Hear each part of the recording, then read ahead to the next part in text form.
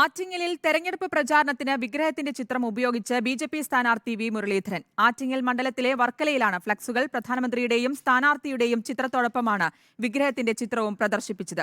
പെരുമാറ്റച്ചട്ട ലംഘനം ആരോപിച്ച് എൽ.ഡി.എഫ് തെരഞ്ഞെടുപ്പ് കമ്മീഷന് പരാതി നൽകി. സുനിഷ അയ്യലൂർ ചേരുന്നുണ്ട് വിശദാംശങ്ങൾ നൽകാൻ. സുനിഷ, ഇതിപ്പോൾ തെരഞ്ഞെടുപ്പ് പ്രചാരണത്തിന് ഇത്തരം മതചിഹ്നങ്ങൾ ഉപയോഗിക്കാൻ പാടില്ല എന്നുള്ളത് അറിയാത്ത കാര്യമൊന്നും ആയിരിക്കില്ലല്ലോ. പിന്നെ എന്താണ് സംഭവിച്ചത്? എവിടെയാണ് പിഴവ് സംഭവിച്ചത്? വിശദീകരണം ലഭിക്കുന്നുണ്ടോ ബി.ജെ.പിയിൽ നിന്ന്?